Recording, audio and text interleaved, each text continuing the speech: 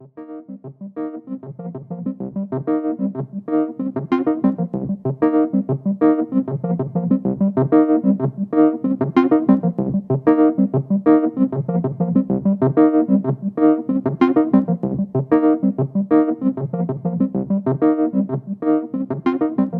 to this 11th Roundtable discussion produced by Transparent Media Truth. This discussion was recorded on July 22nd, 2020.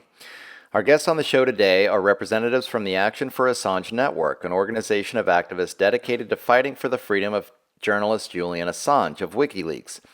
Assange is currently incarcerated in Belmarsh Prison, England, while awaiting the completion of an extradition trial that may result in his movement to the United States to face criminal charges under the Espionage Act of 1917. This discussion should be of interest to all those concerned about press freedoms in the United States and around the world as the First Amendment of the Constitution comes under attack. Julian Assange has been no friend to the U.S. military establishment, as WikiLeaks often publishes classified or otherwise hidden primary documentation providing underhanded and often illegal activity by the military-industrial complex and other government and corporate actors. After working with whistleblower Chelsea Manning to produce the video Collateral Murder, showing military personnel gunning down innocent Iraqis in an act of unprovoked violence, the U.S. government, along with corporate media, initiated a smear campaign which ultimately led to his seeking asylum in the Ecuadorian embassy in London, rather than face certain punishment at the hands of U.S. authorities. Continuing his work while confined to the embassy, WikiLeaks released the now infamous emails from the Democratic National Committee revealing institutional bias towards presidential candidate Hillary Clinton, while actively working against her rival, Senator Bernie Sanders. This seemed the last straw for the U.S. military establishment, which by some accounts facilitated a coup d'etat against sitting Ecuadorian President Rafael Correa in order to establish a government more conciliatory to the wishes of the United States establishment. This resulted in cutting off communications with Assange from the embassy to the rest of the world, as well as having imposed on him a constant state of surveillance, including confidential conversations between Assange, his lawyer, and his doctor. He was forcibly taken from the embassy in April 2019 by British authorities and placed in Belmarsh Prison, awaiting extradition to the U.S. under conditions described as torture by UN Representative Nils Melzner. Action for Assange represents a group of activists and journalists dedicated to raising awareness for the plight of Julian Assange, using his example as a warning to others about the chilling effect this case has on the many who support freedom of speech as a central tenet of a free society. Steve Poikonen and Taylor Hudak have been working together with Action for Assange to get the message out for over a year, producing the weekly video series Free Assange Vigil in order to spread the word. Take a look at the entire series on the Action for Assange YouTube channel, and please think about donating to the Free Assange Protest in Washington, D.C. GoFundMe account in support for the journalists and activists seeking to participate in political action as the Assange extradition trial resumes in September. Steve is the host and producer of his own weekly podcast, Slow News Day. Find more of his work at Slow News Day on YouTube and at Slow News Day Show on Twitter.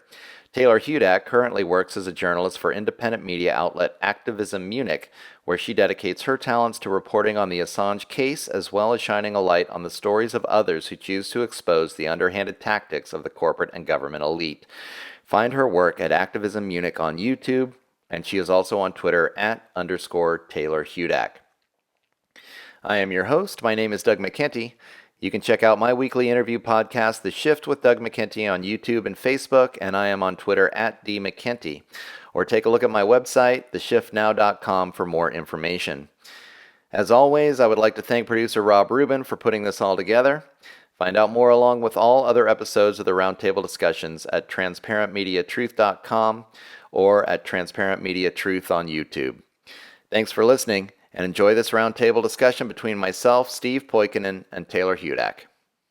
Hey, everybody. Hello and welcome. This is the 11th Roundtable. I'm joined today by Steve Poikonen of the Slow News Day and Tyler Hudak of AcTVism Munich. We're talking about the Action for Assange Network, trying to build some political awareness about what's been going on with Julian Assange.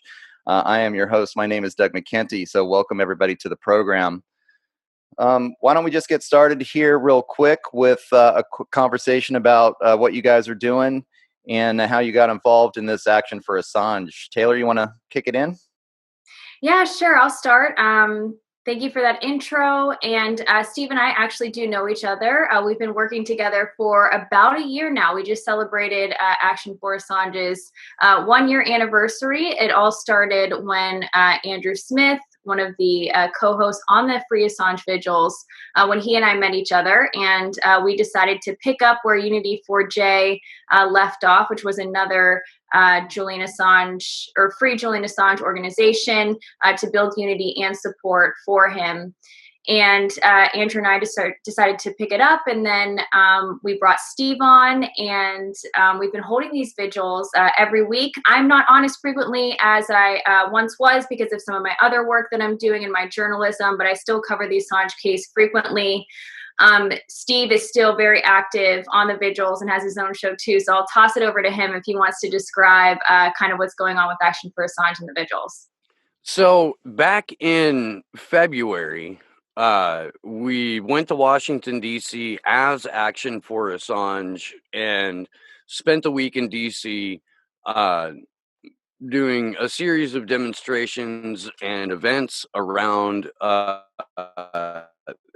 nation's capital and in front of the jail that was at the time housing Chelsea Manning and Jeremy Hammond. Chelsea Manning, of course, has been released. Jeremy Hammond was transferred to a minimum security county jail in Chickasaw, Oklahoma, which has got to just suck. But he should be out fairly soon. So there's some good news, in this kind of web of shit that we're all mired in throughout living in a totalitarian state under the Five Eyes Global Information Sharing Network. So since then, since February, Action for Assange has been putting together a series of mini documentaries that we're calling teach-ins. They kind of are. We wanted to do these in person, and coronavirus happened. So I actually had a venue booked in Portland for the last weekend in March. And I was going to go up there. Our graphics person, Mean Panda, Kimber Maddox, was going to come down. All this, but that didn't happen. And so we decided to do them through video. The second one should be released this week. We're hoping to get in a few more before September because we're currently crowdfunding to go back to DC for all 3 weeks of the second phase of Julian's hearing, which we're no longer referring to as an extradition hearing because he's an Australian citizen, not a US citizen. So it's not extradition, it's extraordinary rendition, slow-moving broad daylight kidnapping that's taking place inside the courtroom at the Old Bailey. You want to tell people just for a second about Slow News Day and what you got going on over there? Sure. The show that I host by my lonesome is like you said, called Slow News Day, and all I'm really trying to do with it at this point is bring on people who are way the hell smarter than me and ask them questions. And I've got a lot of questions, many more than I ever will answers.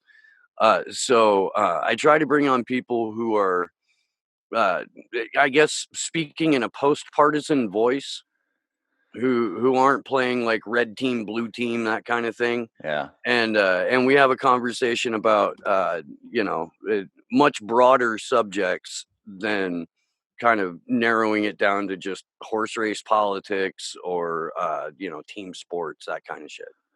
Yeah, it's a great show. I've been enjoying checking it out as I've been Thank you. preparing for this. So yeah, congratulations on that work. And Taylor, you want to talk about AcTVism Munich and the work you're doing there just a bit?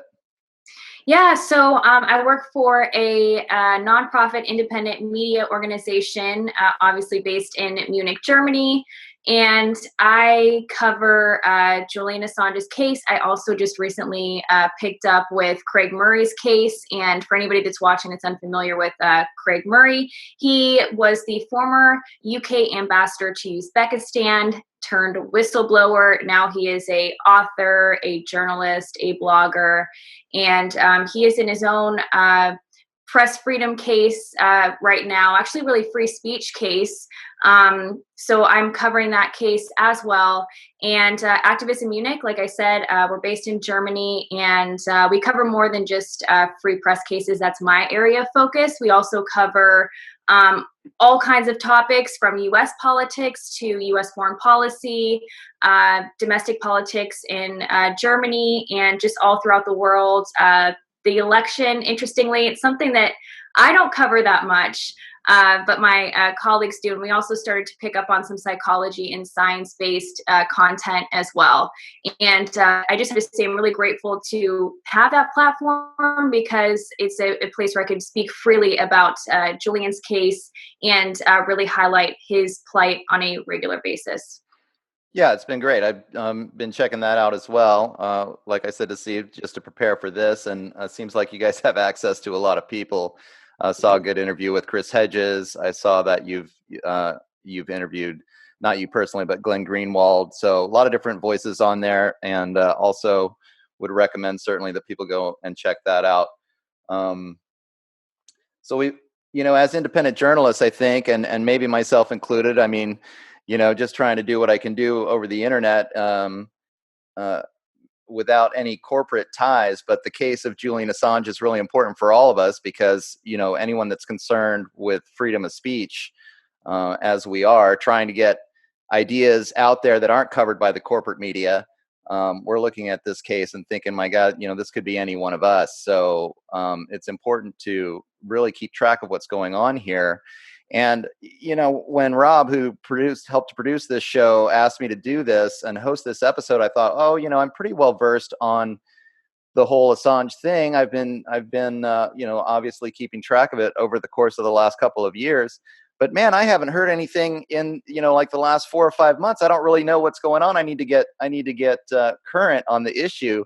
And of course, I started looking into it. And Taylor, one of the things that I noticed right away was that you were describing a media blackout here in the United States, which may have something to do with why it hadn't come up on my news feed anytime recently. You want to kind of touch on that, and then touch on some of the things that have been changing in the last couple of months, really since February, in terms of the case, because I know you were in London actually covering the extradition trial as it was going on.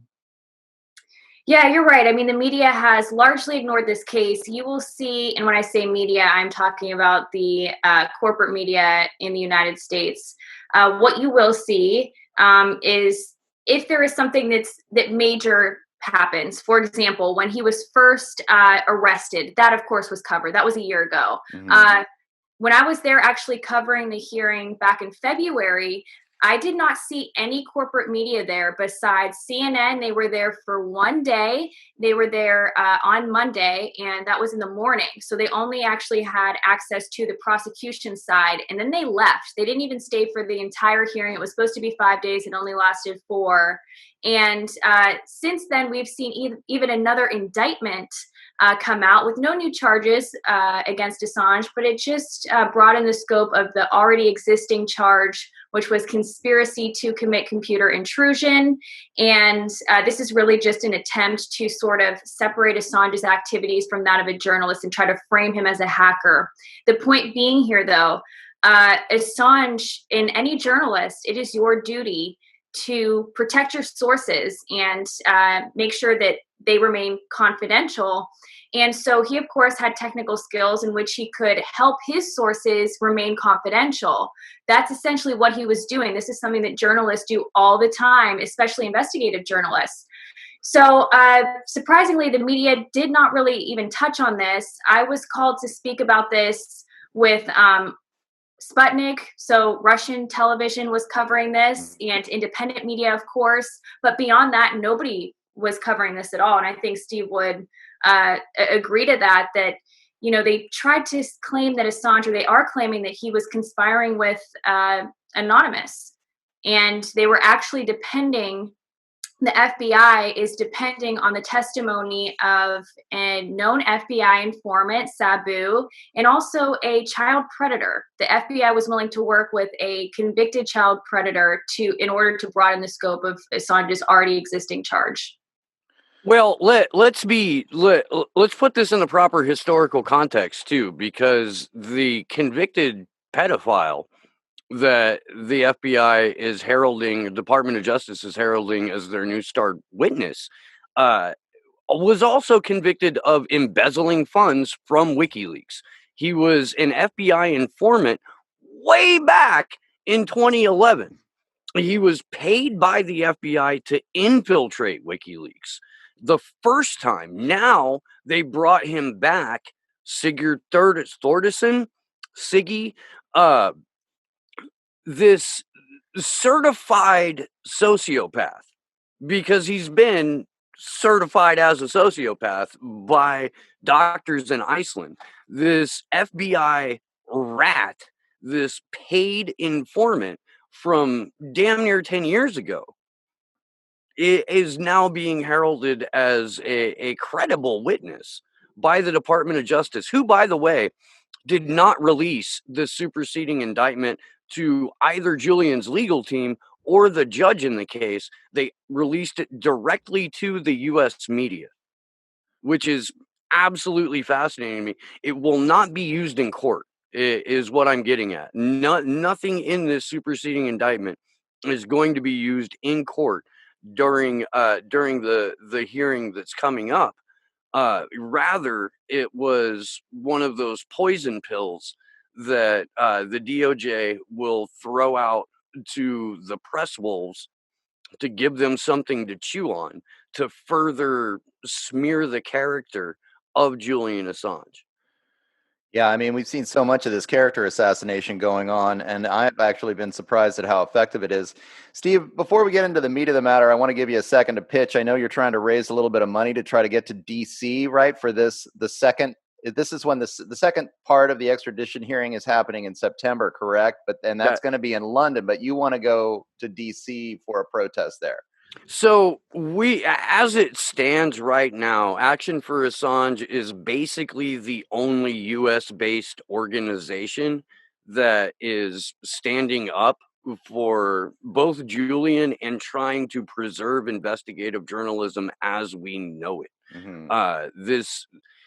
The precedent that would be set if Julian gets black bagged and delivered to a supermax prison is that any country who determines that a publishing outlet or a particular journalist has printed something embarrassing can be rounded up and thrown in a prison in their country. That's what that means.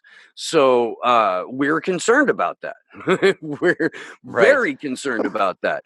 And the hearing is scheduled to last for 3 weeks. So we are working with a handful of other organizations to be that U.S. presence that says, hell no. This is not something that we want. This is not something that anybody wants. It's just the information is so trampled upon and kept within these algorithmic censor bubbles that it's hard to really talk to a larger audience. So we're taking it directly to the streets, as it were, and we can't think of a better place to do it than DC. So we're crowdfunding for that. We have a GoFundMe up. We're about 40% of where we need to be. And it's it looks like a kind of a high dollar amount, but again, we're trying to be there for 3 weeks, and over half of what we're trying to raise, all that covers is lodging. Like, no, we might want to eat once or twice while we're there too. Helps a little bit. I'm walking around on a broken leg for like 14 years. So marching is not necessarily my favorite activity. And it does work up a little bit of a hunger. It does. Yeah, well, I appreciate your work, and I hope you can at least pick up a couple of bucks from this interview here. We'll try to get it out to as many people as we can. It's just flabbergasts me that more people aren't taking this really to heart. In fact, I'm just amazed these days at how few people care about freedom at all anymore. It's with the coronavirus thing that's been going on, and these freedom of speech issues just being right in your face. It's just phenomenal to me that more and more people aren't waking up to how dangerous things are becoming in this political climate. And even when they are, it turns into a left-right issue, and it just depends on what specific thing. It's almost been frustrating for me to watch people on the left get all upset about what's going on in Portland with the feds coming in and arresting people off the street, and now they're calling for constitutional rights. It's like, well, we've been talking about constitutional rights for years, and nobody cares. Yeah, right. We told you, and you went, no, we're worried about this right now. We need to get Bernie Sanders elected. Right. Or we need to do this first. And no, man, you can't have a conversation about policy unless you understand the way that the world operates. And the only way you can do that is by having real access to primary source material. Yeah. Yeah, and people so easily forget that freedom of speech means the people that disagree with you also get to speak. Like you can't.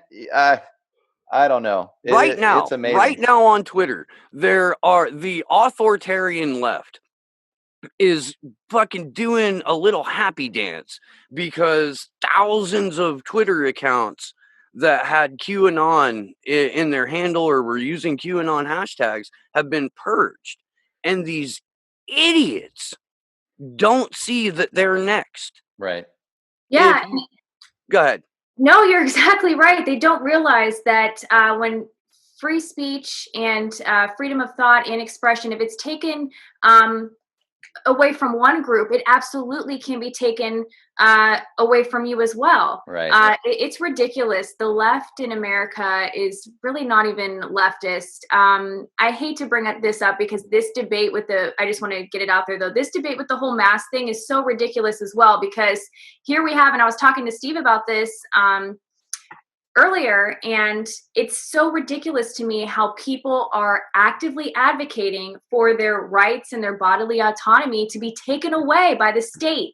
And they are welcoming this in. They're mad because governors are not telling them they need to be covering their face in public. Now, the only good thing about this is maybe it really does throw off with the facial recognition technology that they're trying to roll out. But beyond that, it's really disturbing to see people urging for vaccines and urging for masks, because this is just going to increase. I see this as sort of a test of how far, of the powerful, seeing how far the people will go and how obedient they will be. And eventually it's going to get really, really ugly. And with the way it's going, there's no pushback. And the people who remain silent and who go along with this are just as guilty as those implementing these very authoritarian measures. When I say authoritarian, I mean it's just very inappropriate for government, I think, to tell people what they should be wearing in order to prevent. I've given this a lot of thought. Given this a lot of thought because as soon as I heard about mask mandates too, I was like, well, fuck, it beats facial recognition. But as we're learning just in the last like 24 to 48 hours, the pre-crime division of the Department of Justice that began on January 1st of this year, that like nobody covered as soon as Attorney General Barr announced it last freaking summer, except me. I covered it. There's Slow News Day episodes about it. I had Whitney Webb on to come and talk about it. Yeah, this is serious. But the director of the Department of Homeland Security flat out said, we are using this pre-crime program to round up protesters, not just in Portland, but anywhere the DHS has been employed. So that's how they go around the fact that masks help skew facial recognition. They just implement pre-crime. If you've got a post, if you've got a tweet on social media, if you've got communications, private communications on your email about dissenting views against the government, that will get you put in this like pre-crime machine that will determine whether or not you may in the future commit some sort of act that goes against whatever government mandate there is at the time. Right. Yeah, I just got done with an interview actually with a guy by the name of John Whitehead, who wrote a book, Battlefield America. He runs the Rutherford Institute. He's been fighting the militarization of the police for the last 10 years, just telling people, please you know, like we can see this happening. This is a military rollout of our police forces. He's written articles about the pre-crime thing as well. And just like what we're talking about, he's just astounded that the idea of living in a free society, just like you were talking about, Taylor, having bodily autonomy. I wanted to add to your comments, you know, there's a reason why informed consent was put in the Nuremberg Code. Like, this isn't a joke. You know, this is why when people were fighting the Nazis, it was because they were doing medical experiments on people without their consent. I mean, this is a major, you know, a major breach And of those the basic Nazis human rights. got it from the Tuskegee experiments. Sure. The Nazis were using US-based eugenicist thought when they started implementing all of these programs. It's a very small circle of blood-sucking sociopathic pedophiles that we have ruling over us for the last, almost 100 years. And yes, the appropriate response to that is to laugh out loud. It is. Not because I'm joking, but because that's the only sane reaction. Yeah, right. I know. Well, I want to kind of keep on track of, though. I mean, I know we're having a larger meta discussion about rights and freedoms in general, which is important, but getting back to Julian Assange, Taylor, one of the things that you have said in your interviews and the work that you've been doing is discussing how, in order to prosecute Assange, the U.S. government has been using the Espionage Act, and then they've been arguing that this can be extrapolated internationally because, of course, Julian is an Australian citizen and shouldn't be under the jurisdiction of these American laws. But then conversely, the First Amendment does not apply to international citizens, so they can go after Julian without having to worry about freedom of speech protections. Do you want to speak to that? Right. That is the latest interpretation by a court. Now, I actually had a chance to ask two of Assange's attorneys what their perspectives were on this. I kind of knew, of course, what their perspectives were going to be, that they very much disagreed with this, but I wanted them to explain.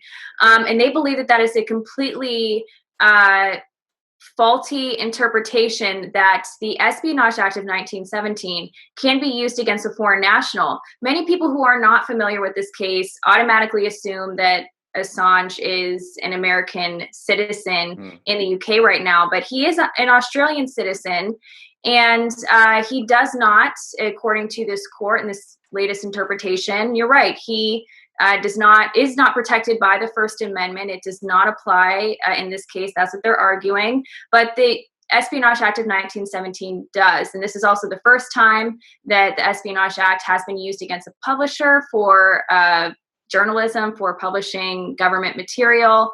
And there's a pretty hefty price to pay here of 175 years in prison if he is extradited to the United States. So it's really, really important that that does not happen.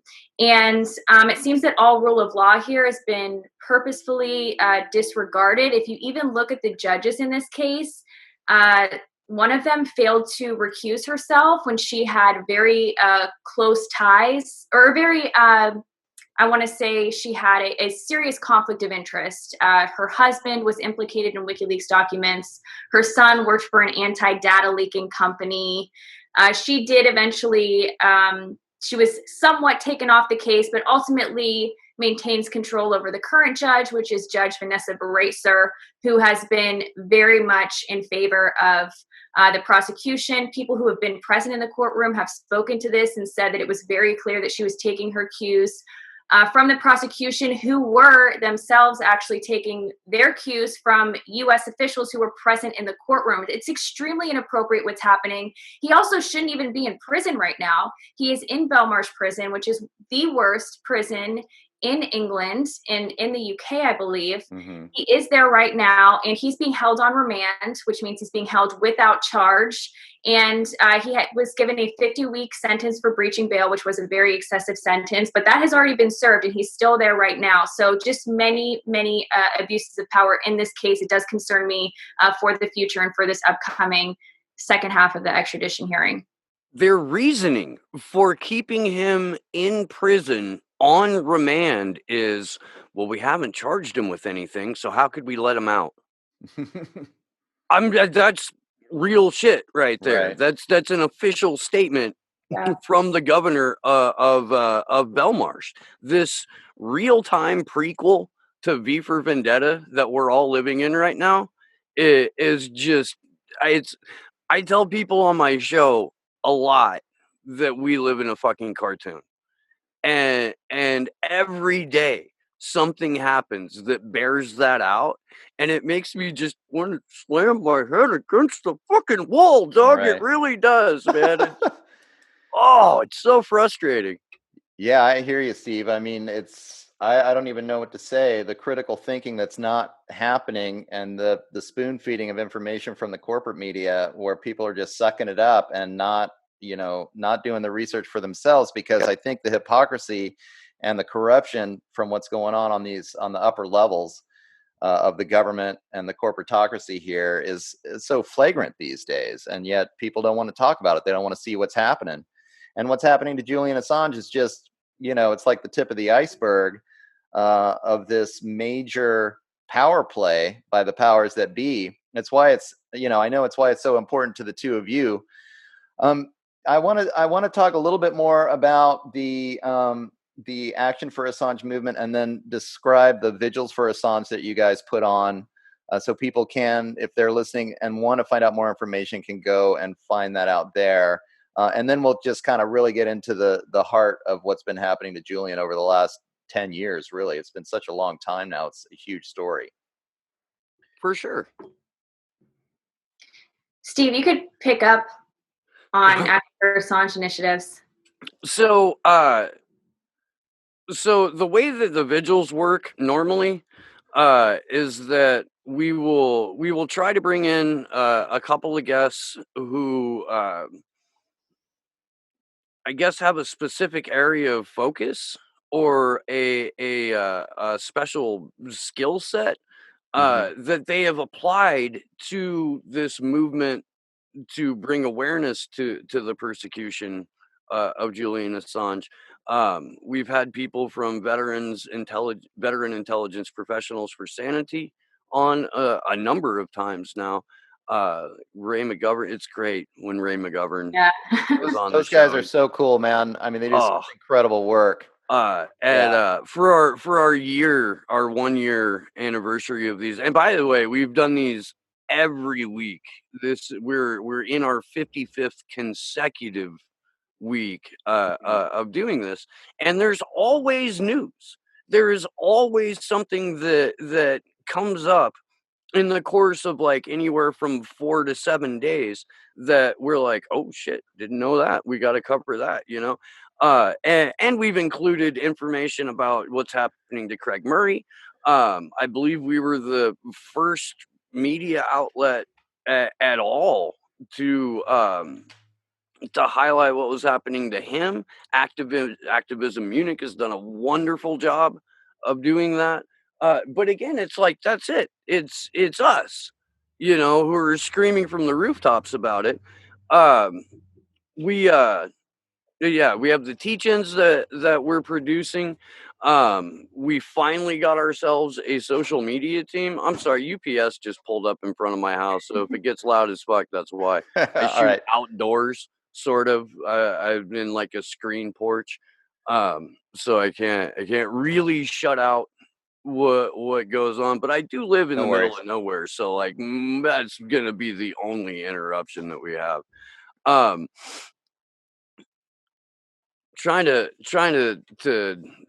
pitch the video. We suck at promoting, Doug. I want to make that perfectly clear. We are actually not marketing geniuses. Right. It's a tough part of the gig. I mean, I'm right there with you. We are not branding individuals. Yeah. But we have incredible guests on who are just either experts in their field or complete wizards of journalism or video editing.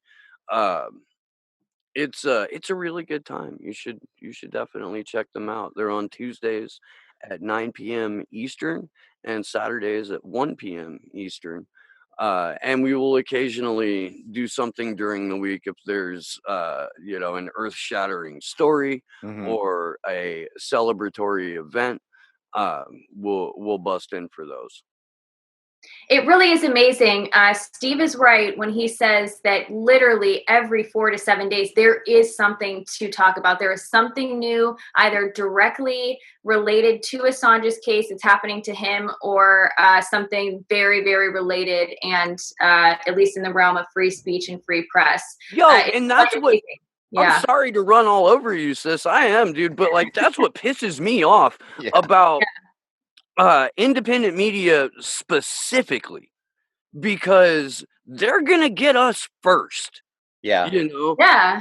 And with something happening at least weekly, if not a few times a week, regarding this case, for a content creator that fancies themselves a part of this independent media, to ignore it entirely or to shy away from it because they're more concerned about that AdSense account than they are about their ability to broadcast in the future, it is man, it's like we have trained our content creators so well to react only to the flow of their cash or those clicks on their videos, Sure, that their content then becomes a casualty of the way that we have chosen to monetize thought.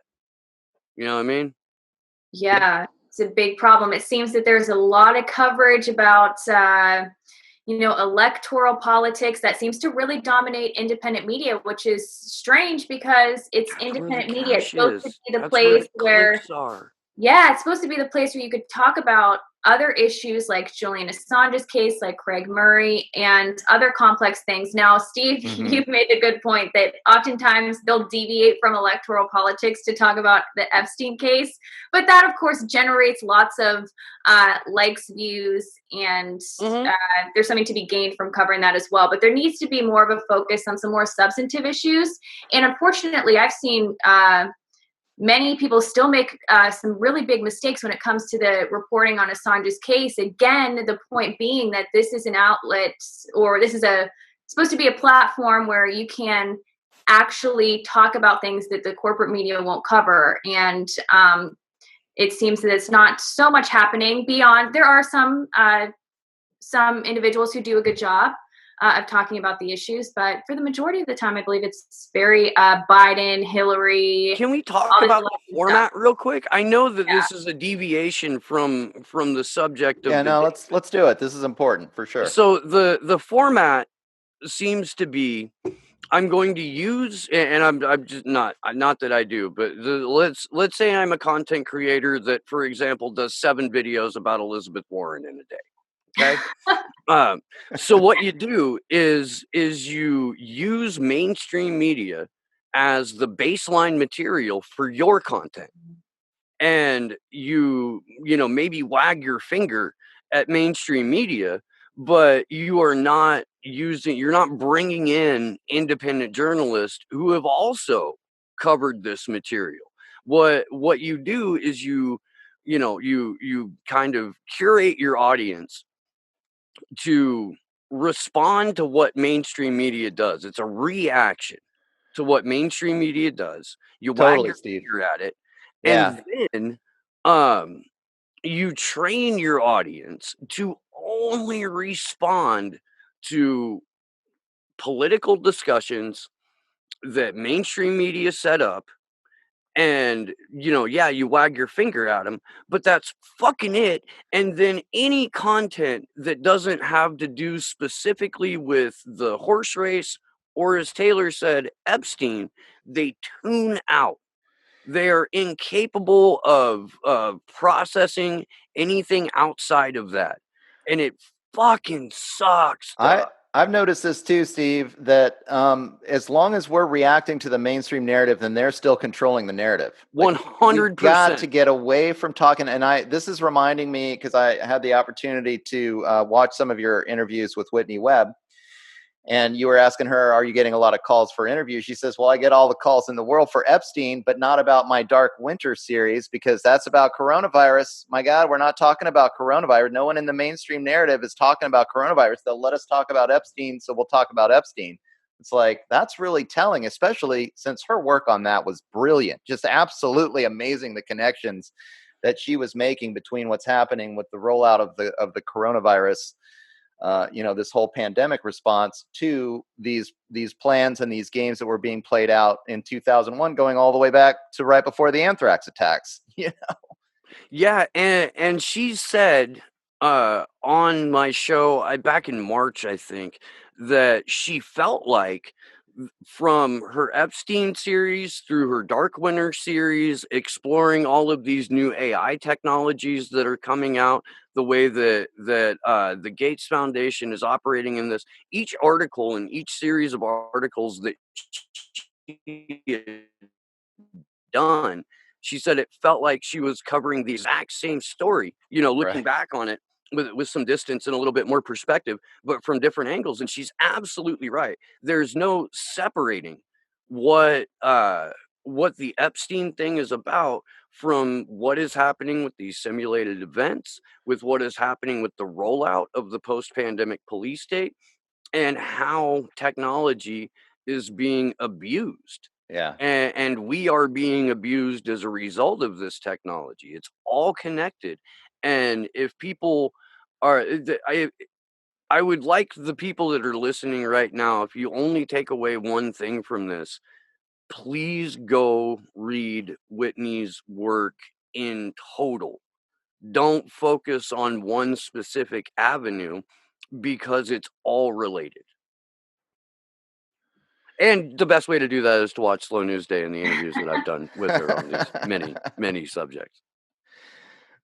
Totally. Told you I sucked at marketing. I almost forgot that bit. I did. Well, at least I tried to get the plug in for going to DC, I appreciate that. I hate asking people for money, man. It Sure. sucks, dude. It's one of the most like just dick punch aspects of this whole thing, is that we're not independently wealthy and can't finance a fucking trip on our own. We've got to ask the audience, and the audience has stepped up incredibly. I will say this, man, the people who are active in the chat on my channel and on Action for Assange, it's just like a giant cuddle puddle.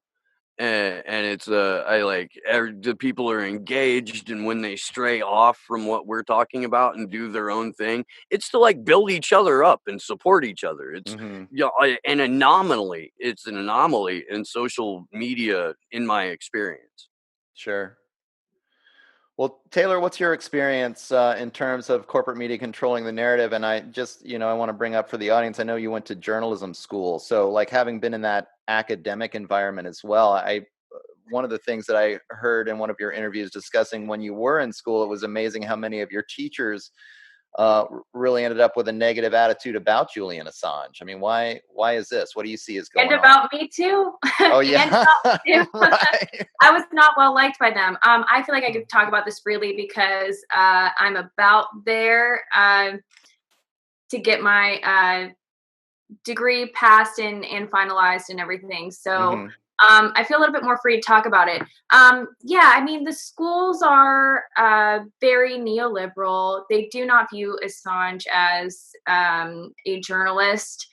And when I tried to speak about this issue, they shut it down. When I tried to do my final thesis on WikiLeaks and about WikiLeaks publications, that was very much rejected. And so, yeah, it was really difficult, but I would advise anybody, you don't need to go to journalism school to be a journalist by any means. In fact, good journalists usually don't go to journalism school, because really what they're manufacturing are little minions for the establishment, for the corporations, and for the powerful. The majority of people that you see come out of these institutions go on to just be mouthpieces for the establishment. And I wasn't going to do that.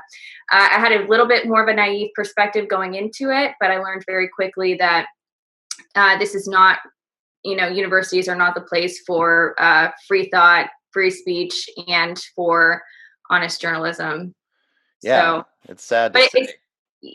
but now, again, there are some news organizations that will talk about Assange's case that aren't independent, like, RT. It is Russian television. However, at the same time, they don't hide that. They don't try to act as if they're not affiliated with Russia. The difference with the American corporate media is that they pretend to be independent and impartial when in reality they're not at all. So that's a huge difference. And honestly, I've been able to talk about Assange's case freely and openly on Sputnik and on RT. They seem to be the only outlet. I'm going to forget some right now. Whenever you name organizations, you always will leave some out. So I'm kind of hesitant to do so. But those two in particular have been pretty good with been very good with covering Assange's case, in fact. Sure. And then they always get hammered with, oh, it's just Russian propaganda, which doesn't mean that it's not true. Like, well, what about the facts? Right. Here's what they're doing, though. They're the host. They're the platform that's putting this content out. Like, for example, Sputnik has and RT has a DC-based office studio. Now, right, the people who are producing that in real time are Americans. The people who are hosting the show in real time are Americans. And Russian state television isn't, they're not controlling what's being said or who's saying it or who's hearing it. Yeah. They're just, the host network for these programs. The people who, the people who are involved in real time on the ground remain in creative control of their content, unlike US state television, where it's the government and advertisers who are dictating what the content is. Well, it is so funny. I interviewed Abby Martin years ago before she was even on RT. And then when she went on to do Breaking the Set, which to my mind was probably one of the more hard-hitting news programs that was on cable television, some of her guests, would never be on any other corporate outlet for sure. And then people are coming out. I mean, that show was actually, what was it? When the intelligence agencies came out with the whole Russiagate scandal, and they were trying to say that they actually picked her show by name and said, this is proof of Russian propaganda in the United States. And it's like, I know she's not a Russian agent, like, what are you? She's just an American who's doing some independent journalism who happens to, be allowed the platform at RT. But I mean, you could say the same thing about Lee Camp or Chris Hedges, just like you're talking about. These people are given a platform, but then they're allowed independence, and you don't see that in the American media. One of the things I want to ask you, Taylor, because this is funny. I've spent way too much time comparing and contrasting like corporate media with independent media, because I'm like, how can they, why is this on CNN? Is this true? And then, maybe something else is on InfoWars or whatever, something, and you're like, what's going on? And so I'm constantly looking at the sources and double checking. And recently it's been hilarious. It's like, I'll read some corporate news sources, and I swear to God, if I read the source material, like they might, link to 2 or 3 different articles, and I'll link those articles, and the narrative that I get from the source material is not what the journalist wrote. I mean, there might be a sentence or two somewhere in the source that maybe backs the narrative, but I'm getting the impression, and I wonder, because you may have more experience with this. I mean, the people, their boss is coming to them and saying, we want you to write, 2,000 words, and this is your narrative, now go. And they have to go, and they have to find the source material that's going to at least try to back the narrative that their boss wants them to do. I mean, isn't this how it works? It's not like they're truth seekers. Because when people, especially when I'm trying to talk to people about conspiracy theory, let's say, and they're just like, well, this is just crazy, because there's no way that every journalist in America is part of some grand conspiracy. It's the same thing. Every doctor doesn't work for Big Pharma. They care. Journalists care about finding the truth, right? but then you read it and these corporate narratives consistently miss the mark based on the facts at hand, and yet these journalists keep pumping it out. So, I mean, why do you think that is? What's going on? Is it just they're afraid to lose their jobs? It's this, hierarchical system. The boss tells them what to write. Yeah, I definitely think that there's a lot of self censorship going on. I think they know what is expected of them, and I think that probably how it works is that they put together a piece, they put together a package, which is like a video news segment, or they write their story and then it goes off to an editor who will then kind of clean some things up, and they could pretty much change whatever they want. Now, they shouldn't be changing it completely where the story is totally different. But I think that the main point here is that they know what's expected of them, and they know that there's going to be backlash from not only the people that are above them, like their news directors and their editors, but also their own colleagues as well. I think that that is what's happening. If they were to go ahead and speak out in favor of Assange consistently, I think and this is not to put any pressure off of them or to say what they're doing is okay, because it's not at all. But I think that pressure of kind of not fitting in with the group or potentially losing their job or being demoted is a reason why they self-censor, which is not an excuse, by the way. There are other routes you can go. You can become part of independent media. It's a little bit more difficult, Right. Sure, but if you want to maintain your integrity, that's how you do it. Now, some people, I think, are just very oblivious to what's going on, and they think that they have all of the answers, and they think that this perspective that's being forced upon them is the truth and is something that they truly believe in. I do believe that there are people that are 100% believing in what they're putting forth, but those aren't really good journalists. They're not journalists at all. Right. Well, I can speak to this a little bit too, just because I've talked to a handful of mainstream journalists, and I've spent a lot of time talking to Tarek Haddad, who worked for Newsweek for years and years and years, right, and tried to bring awareness about Julian Assange into his reporting, and was fucking fired for or no, I'm sorry, he resigned in protest. Yeah. But being fired was threatened because he was trying to expose the OPCW's role in covering up the false flag attack in Duma. And that's when he butted heads and parted ways with Newsweek, was because the people directly above him were shutting down legitimate reporting on this. That story. Real quick though, when we were in DC, the Tuesday that we were there, we did demonstrations outside of mainstream media outlets. One of them was the building that housed The Hill and Politico and a couple others. We got lied to by Crystal Ball on the street in Washington, D.C. Fucking got shucked and jived by Crystal Ball. But while we were there, there was a guy who came out and he was like, "Hey, there aren't any cameras on me, are there?" You know, and we were like, no, man, we're not filming this right now. And he was like, "Look, I just want you to know that I support what you're doing 100%." And he was like real clandestine about it. Wow. And there's some of us that are just horrified by what's going to happen to us when they get away with it. This was a foregone conclusion. Yeah. That the precedent would be set, that Assange would be black bagged and dragged to a supermax. And he goes, "I just want you to know that I would love to be able to participate in these with you, but I'll lose my job."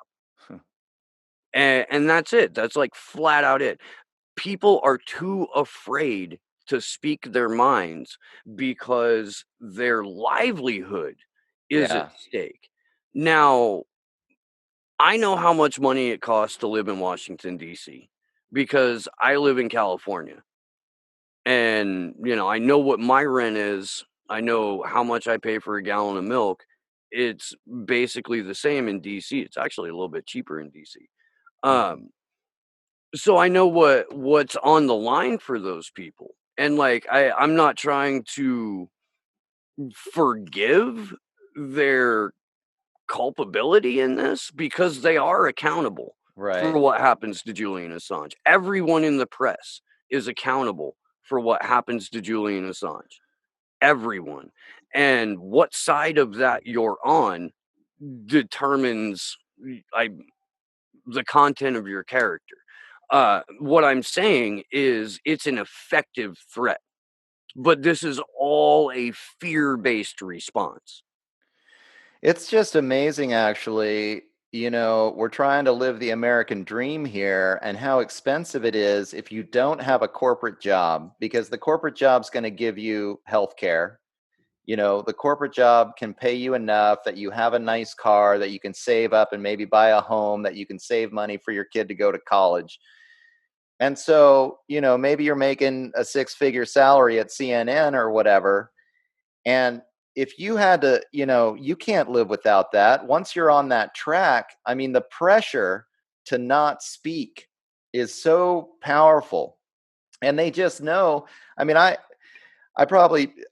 just to tell my own story for a second, I got my start on local radio here in Mendocino County, like a rural community radio station that was an NPR station, but also I used to do a what call-in show. station? KZYX. Did you guys host Travis T. Hips content?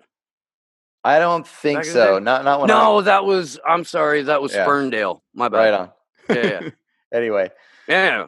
well, Love that guy. I mean, the fact is that, the bulk of the people that were around were part of the NPR crowd. And there was a small segment of us that were more into the community radio station where anybody could show up and produce their own show. And we had freedom of speech or whatever. But there was no question that we all had to self-censor. We knew that if we strayed too far from the NPR narrative, then we were going to lose our shows. And we didn't even have anything on the line. Like we didn't, like I wasn't making any money. It was a volunteer thing. And it's just amazing to understand like what this, now they're calling it cancel culture, but it's really happening, right? I mean, it's really happening that if you're involved in in an industry, it really doesn't matter what industry it is. If you stray too far outside of the corporate government line, your job's in jeopardy. And then you're out there in the world, doing what we're doing, being independent. And it's a struggle. There's no question. You've got to do your own marketing, right, Steve? I'm going to lose that race. Yeah. I am. I'm going to be like a one-legged pudgy kid in a marathon. It's not gonna happen. Yeah, I hear you. It's rough. Well, I mean, let's get back to focusing on Assange. I mean, I think we can all see why this case is so important, especially to those of us that are trying to get the word out in an independent venue. Because what we're seeing with Julian here is if he goes down, we're all next. So, and I mean, God, the way things are, we probably are already, we kind of mentioned it before, but all three of us may well be on a list. John Whitehead was just telling me this morning that cops already have basically the access to the social credit system like they're using in China. If they come to your door, they know, they're tracking us in social media. They know where we're at, where we stand politically. And so right away, you're already on the list. If you're not participating in that corporate government allowable Overton window that you can speak within. So it's crazy, and we're watching this closely. And so I just it's such a long story that I want to get a little bit into the history of it. It seems like the first thing, one of the things that I've noticed, I guess I wanted to talk about was basically we know that, WikiLeaks was going on, it was going strong. Most people, especially if they identified as left wing, were probably really pro Assange 2009, 2010. But when Chelsea Manning came out and the collateral damage video came out and really hit the American military, pretty hard, that's when you could see this change happening. And that's when the character assassination starts to happen. So, maybe we've touched on it a bit, but maybe we could get a little bit more into the character assassination. Of course, then you have the whole thing in Sweden. And after that, I think most people in the United States, or many people in the United States, suddenly Assange is this terrible person and he should be thrown in jail and they should throw away the key. So Taylor, do you want to speak to this? Like, as WikiLeaks is moving forward, and then we see these character assassination, just all over the mainstream. Like, again, when does the mainstream media cover Julian Assange? They cover him when there seems to be some kind of backhanded attempt at this character assassination that's been going on. Yeah, so I would say that at the time that the collateral murder video was released and that entire publication as a whole, it really was obviously not a good look for George Bush and for the American military by any means. I would say that perhaps those on the left or the Democrats probably favored Assange because of that leak. I think he had a lot of support from those on the left. Right. You see that kind of switch. Well, not kind of switch, but you definitely see that really change when these propped up, or I want to say made, because they really were made up rape allegations, and then that was spun in the media, and they falsely reported that he was charged. He was never charged in Sweden. So then he lost a lot of support on the left because of these allegations, which were really put forth by the police. Steve, you could touch on that a little bit better, because I think you're a little bit more knowledgeable on how that all happened. But just real quick, though, then we saw a shift again when the DNC leaks came out, and then everybody on the left started to feel that he was working for the Russian government, or that WikiLeaks was working on behalf of the Russians, and that he helped get Donald Trump elected, which is ridiculous.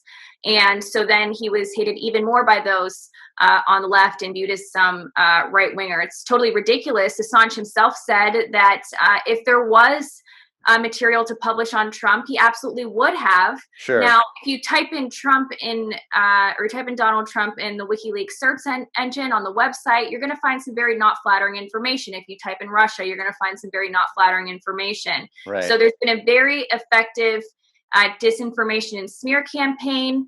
Also, too, this smear campaign, the UN Special Rapporteur on Torture, Niels Melzer, found that, in fact, that is psychological torture, and his confinement in the embassy for around 7 years was torture, and that has been formally reported on.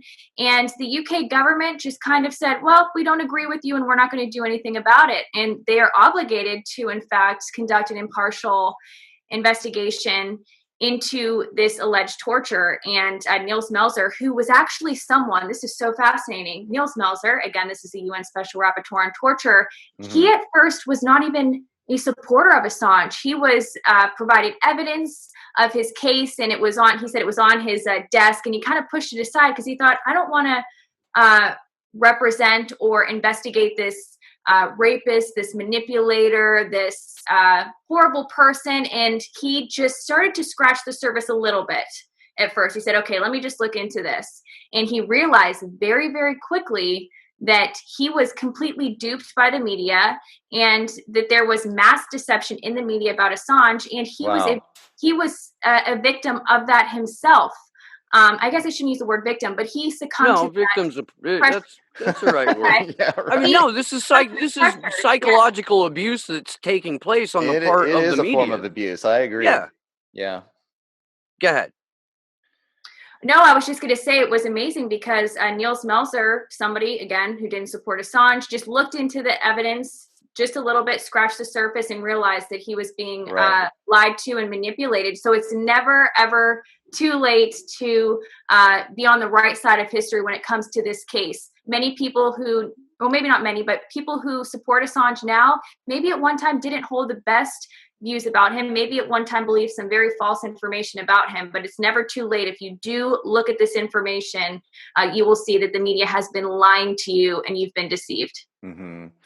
And one of the things I heard you say in a previous interview was that because of this investigation, this torture investigation, Assange is basically a political prisoner. If the UK were to ask to join the United Nations right now, they would not be allowed in because they're holding a political prisoner. Is that right?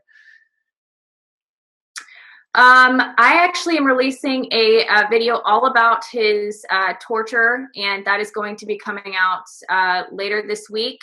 The UN, well, actually, is upon my research, I realized that you, if I'm remembering correctly, you do not have to be a part of the UN. If you were investigated for torture, if a government is investigated for torture, I believe you still have to adhere to some of those standards for things like torture and cruel and unusual punishment. I could be wrong, but it's something like that. The point being here is that what is happening is that the UK, the US, Sweden, and Ecuador are all complicit in violating international human rights law by being complicit, contributing to and assisting in the torture of another human being Julian Assange. Right. I mean, it's just so strange, the assumption everyone makes that, well, no, these are democratic countries. These are free countries. They don't engage in things like that. And yeah, this is what we're seeing, right? They're really not. That's what's amazing about this. We are not living in democracies. We have so-called democracies. And Nils Melzer also made the point to say that if we were living in healthy democracies, the UK and Sweden and Ecuador and the US would have responded appropriately to the letters he sent to them, because he sent letters to all 4 governments. They would have responded appropriately and investigated this, and would have ensured that there was some compensation for Assange's torture, and there would be measures taken to ensure that this does not happen again. And he's still being tortured right now in Belmarsh prison, and being in solitary confinement for 23 hours a day, and treated very, very poorly. We saw that especially during the first half of the extradition hearing. It was just very clear that they want to mentally break down this person. So, Steve, you want to talk about the rape allegations then? Sure. I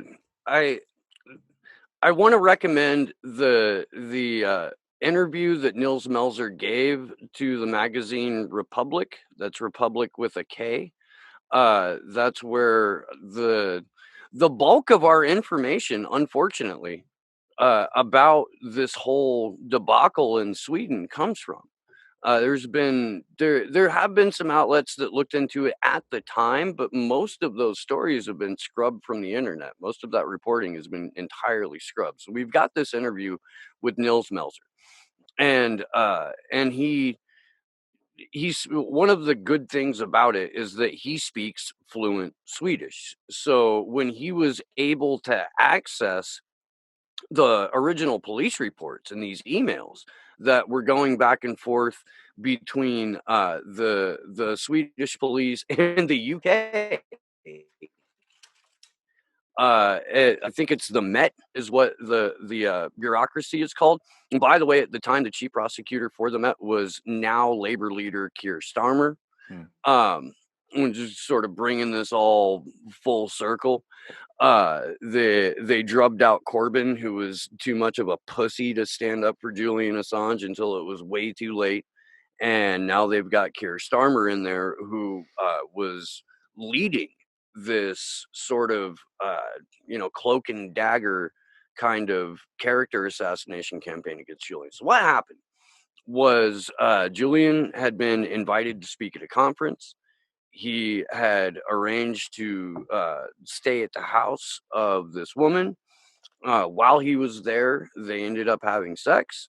She went to the police because I think originally because he took a condom off, something like that, while they were having sex, which can be an offense there in Sweden. So what happened when she left and gave this original statement saying, no, this was not rape. I want to make that perfectly clear. I didn't get raped. She left, and the Swedish police went, okay, so we're going to file a rape allegation here. And right. A friend of hers came in with another story. This story, through recovered text messages, has been proven to be false. So the Swedish police, within hours of meeting with these two women, release the entire detail of their interviews with the Swedish police's own spin to I think it was at the time the largest newspaper in Sweden. Julian Assange held on rape allegations or rape and shit like that. It absolutely blew up. We know from the Stratfor hack in the global intelligence files that there were plans already being laid to honeypot Julian Assange. Sure. There's a quote in one of those emails that says like keep him in court for 25 years. Wow, I didn't know that. That's So crazy. drop my lighter. The not investigation, because that's not the right word. I don't really know how to phrase this. You're always good at putting a spin on these ridiculous. The way that the legal Swedish methods. police were conducting their I guess smear campaign is really the easiest way to put it. This is the lazy way to put it. Mhm. It turns out that they were under orders from the UK, from the Met, to keep pursuing this case without ever filing charges. They wanted to keep him in a legal limbo for as long as humanly possible so that he would not have his day in court, because they knew they had the original interviews. They knew that this case would fall apart on its face if it ever saw the light of day. There's an email from British prosecutors saying don't get cold feet, because the Swedish police had dropped the investigation, Hmm. right, without filing a charge. And so they reopened the investigation without filing charges, making sure that he was in a legal limbo. While this was going on, Julian had applied for asylum in the Ecuadorian embassy in London, not because he was running from rape charges like so many media outlets falsely reported at the time, Right. but because his lawyers had convinced the Ecuadorian government through a just massive trove of documentation that Julian Assange was a politically persecuted individual and being targeted by hostile state powers, like the United States and the United Kingdom. You don't get asylum in a foreign country if you're trying to duck a rape charge. That's not how that process works. Right. And wasn't he told that he could leave Sweden? Like he already was very, Yeah. he cooperated with the Swedish police. They told him he could go back to the UK. Then they stole his laptop on his way out.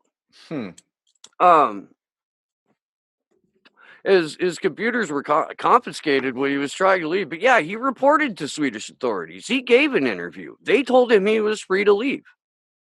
And right before he went into the embassy, the Swedish government was like, "Hey, could you come back? We'd really like to have you back. There's something we forgot to go over." And Julian goes, "I'll be happy to come back if you can guarantee me in writing that when my feet hit Swedish soil, I will not be immediately extradited or renditioned, grabbed up, and taken to the United States." And they're like, "So we're not going to do that, but if you could just show up, that would be super." And he's like, "No, I'll give an interview here. We'll pay for 2 Swedish investigators to come to the embassy to interview me. We'll do that on our dime. I'm happy to give an interview. I can do it via video link or I can do it in person here in London, but I'm not going to come to Sweden without this guarantee." And they were like, "So if you could just show up," and Right. that's how that went for years and years and years. He's perfectly willing to go on record about it as long as it was where he was at or with a guarantee that it wasn't just a ruse to have him black bagged. Right. And Sweden had an extensive history of being very willing to cooperate with the United States when it comes to extraditing people to the United States. So there was a legitimate fear there. And this whole thing, like Steve was saying, has been completely spun out of context. And then we saw there's so much with this case. Of course, there's just so much evidence of the American empire that we're existing in, because after he was arrested on April 11th last year, like a few weeks later, Sweden reopened this so-called investigation. They reopened at least I don't know what you would, again, I don't know what to call it, but they just they wanted to reopen this case again. So you really do see here the authority and the power the U.S. has over the other countries who are involved, yet they are very much complicit in this. And then, of course, Ecuador completely shunned their own citizen. I mean, he was not only granted asylum, but also citizenship, and that was revoked. And they're really at fault here for what they've done to one of their own people. Well, and let's kind of expand on that a little bit, because Rafael Correa's administration did give Ecuadorian citizenship to Julian Assange in 2017 with the help of the U.S. State Department, the CIA, and the blessing of the Trump administration. The Correa administration was defeated extra legally without a free and fair election process. This puppet, Lenin Moreno, was installed as the leader of Ecuador. They promised him money. They promised him the full support of the U.S. of the United States in whatever decisions that he would make for Ecuador. There were some very lucrative contracts that were signed with U.S.-based companies in order to get natural resources from Ecuador. And the puppet, Lenin Moreno, has not only cooperated fully with all of the megalomaniacal pig whims of the United States, but he is 100% responsible for being the reason why Julian's citizenship was revoked and why he was trafficked out of that embassy, because that's what it was. It was a trafficking. Julian Assange was sold by Lenin Moreno for an IMF loan. Right. Well, and while he was in the embassy, he was being spied on as well. So what happened was the Ecuadorian, or this is a very complicated story, but to put it simply, the CIA, through a private company, contracted a private security firm, a Spanish security firm, UC Global, Undercover Global, and they turned the security system into a surveillance system, and there was a separate feed actually created for the CIA, and this was all going back to the U.S. Separate servers. Yes, it was incredible. It's insane what's happening. It is so absolutely illegal what they've done. So what that means is that all of his communications with his attorneys, with his doctor, well, not all of them, but for the time period in which this surveillance system was set up. From 2017 to April 11th, 2019. His communications with his attorneys have been accessed by his prosecutors and his persecutors back here in the U.S. And this case should be thrown out of court just on that basis. And of course, it hasn't been. But Max Blumenthal, El País originally broke this story just recently, about a month ago. Max Blumenthal further expanded on this, and there's just so much evidence to suggest that it really was the CIA that was directing David Morales, the owner and CEO of UC Global, and this whole spying operation. They were just using this private security firm to have access to Assange from inside the embassy. And we can't forget Sheldon Adelson's role in this.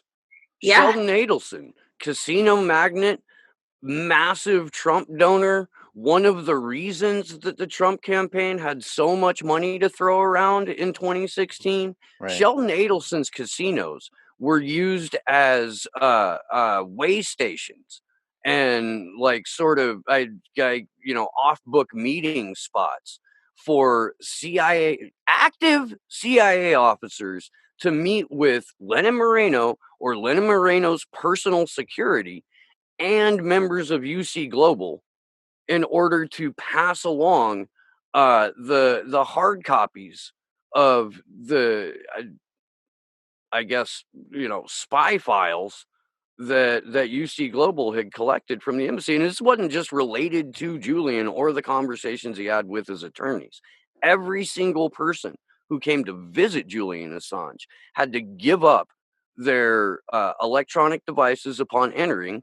Those devices were scanned, logged, and sent to the CIA. In one case, Cassandra Fairbanks was like locked in a fucking broom closet for a number of hours without access to her phone because they were going through it. This is a gross violation of Ecuador's constitution, their constitutional rights, but also it shatters lawyer-client confidentiality. And the UC Global security operators had bugged the women's bathroom at the embassy because that's where Julian had started to meet with his attorneys. He was like, I don't know if I can beat the surveillance that's in my lodgings. So I'm going to go down the hall and have these meetings in the bathroom, thinking, it's unconscionable that anyone would put a live camera feed in the women's bathroom. Yet, here's the CIA doing just that. So every single woman who went into that bathroom had her rights grossly violated. This is, again, we talk a lot about Julian Assange because he is the human being who is being tortured, who is being persecuted, and who's being held up as the example of what happens when someone publishes information that goes outside of the narrative. But this is much, much, much bigger than Julian Assange. This impacts all of us. Without investigative journalism, all we have is think tank talking points, advertiser driven content, and state fucking television. Yeah, it's getting pretty bad. And looking at the example of Julian, I mean, they basically overthrew the government of Ecuador. I mean, they had a lot of reasons that they wanted to do that, but certainly being able to get a hold of Julian Assange was one of them, and that's just crazy to think about. I mean, that this one guy is considered so much of a threat by the establishment is actually almost shocking. And it's just because he's willing to publish the stuff that they don't want anybody to see, I mean, we haven't, and we should, let's get to the whole, well, I actually wanted to ask you guys a little bit about the timeline here, because he's been in the Ecuadorian embassy. He was there for a long time. I mean, it was like 7 years or something like that. 7.5 years, yeah. That's crazy, because he was allowed outside communication. Like, I was trying to, in my mind, understand the timeline when the DNC stuff came out and the emails that were leaked, because he was in the embassy at the time that happened, and he was still able to do interviews and such. He was in communication with the outside world, at least at that point, up until January of 2019, and then they killed his internet feed. That was also when they started stealing his shaving equipment. That picture that is pretty infamous at this point of him getting dragged out, where he's got a scraggly beard and longer hair and looks unkempt. That was intentional. That was done by UC Global Security to make sure that he looked disheveled, that he presented a picture of a half crazed fucking gnome, right? Instead of someone who has been a victim of prolonged psychological torture. But yeah, he went into the embassy in 2012. And for that, the entire period of time, he was able to maintain and fulfill his duties as the publisher of WikiLeaks. He was able to give interviews, as you said. He gave a number of very, very powerful speeches to various conferences and other shows. He had his own show on RT during this time. Right. The reason Cypherpunks is a book is because it came out of conversations that they had that were in 2 episodes of his show on RT. Which, by the way, if people are watching right now and you haven't read Cypherpunks, go do that. Please go do that. I'm going to quote from the end of it, of the end of the introduction here real quick. And I want people to take this to heart. I know I earlier said if you take one thing away from this, let it be read Whitney Webb's entire collection of work. I'm going to add to that and say if you take 2 things away from this, let this be the second. Julian says at the end of the foreword there, our task is to secure self-determination where we can, to hold back the coming dystopia where we cannot, and if all else fails, to accelerate its self-destruction. Now, to add to the situation, to reiterate what Steve was saying, that is an excellent book. I do encourage everybody to read it. It's basically a conversation that Julian has with 3 friends who are very sophisticated and intelligent people themselves when it comes to technology. But to add to what Steve was saying and sort of the timeline here, what is so fascinating to me and really shows that these governments were clearly working together, or at least there's evidence here of that, is in March of 2018, that is when Assange's internet access was completely cut off. March 2018 was also the day, or also the month, that an indictment was filed against him, the first one. So it's so interesting that happened at the same time, clearly showing that there had to have been a coordinated effort here. And what that tells me, at least, is that they were trying to create a situation in the embassy that was so intolerable and so just difficult to even withstand and continue to endure, to get him to leave that embassy on his own. And that in itself is also torture. Niels Melzer also cites this. But of course, there was a backdoor deal going on. And that's just a really interesting point there. Again, it could be complete coincidence, but I seriously doubt it. Sure. No, there are no coincidences when it comes to the machinations of global intelligence agencies and their stranglehold on democracies or representative republics. We don't have governments that run intelligence agencies anymore, Doug. We have intelligence agencies that run governments.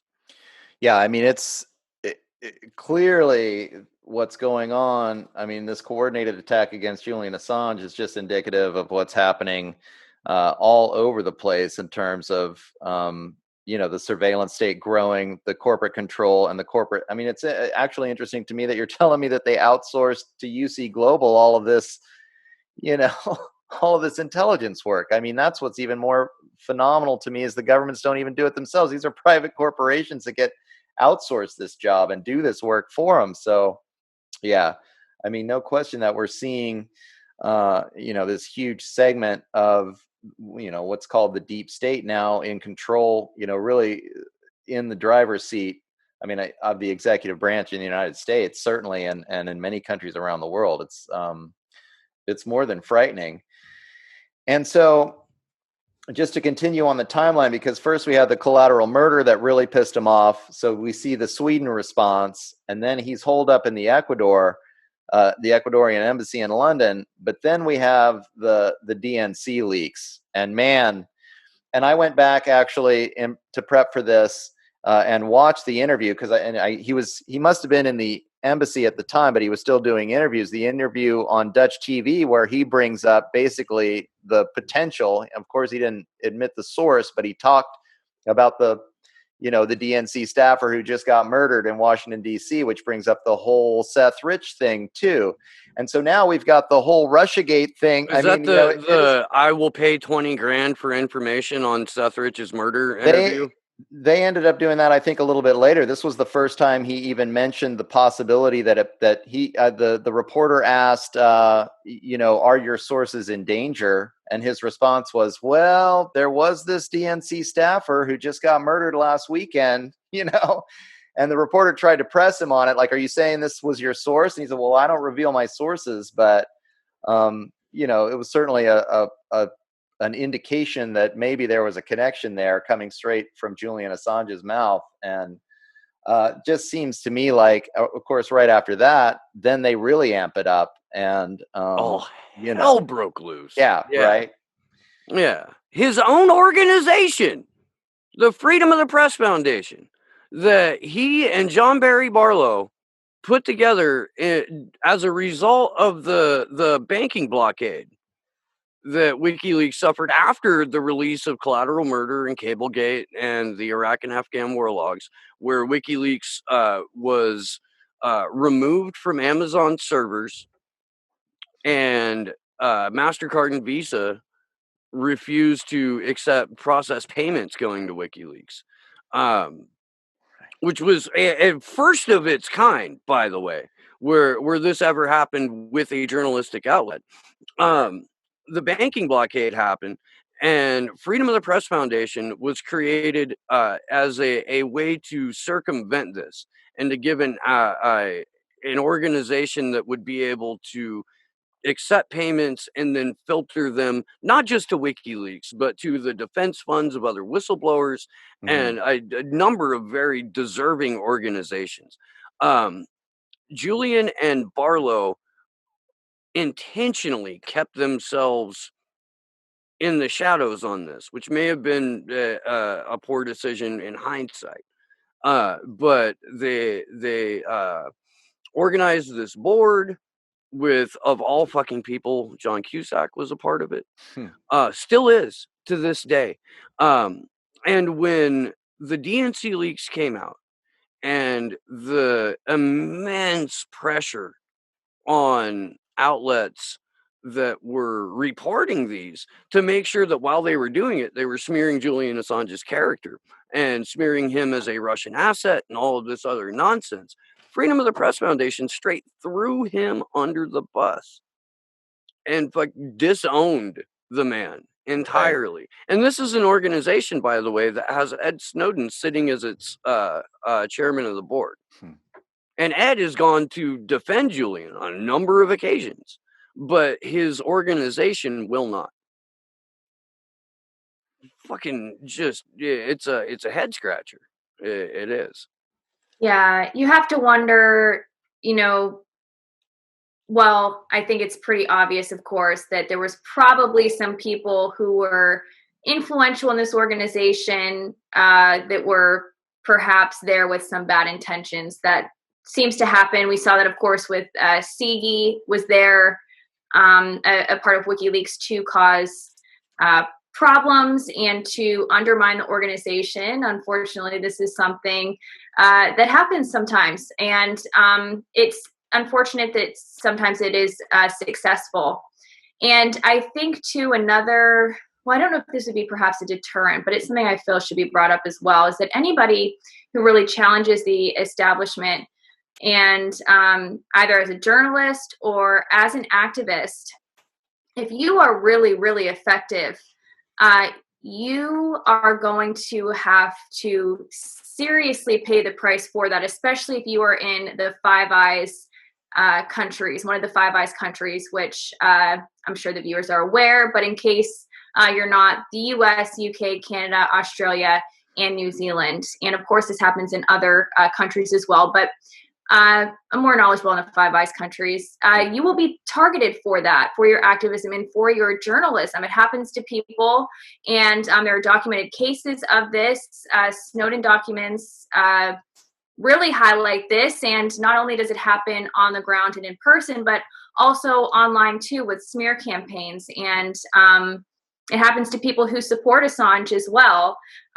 It happens to our good friend, Susie Dawson. It's happened to another friend of ours, Elizabeth Mueller, Craig Murray now too. You can argue, and I think it's highly likely that perhaps the case that he is finding himself in right now, where he's facing contempt of court charges, that could perhaps have to do with his reporting on Assange's case. And It is. It's in the indictment. Yeah. They specifically cite his work during the first round of the hearings in that indictment.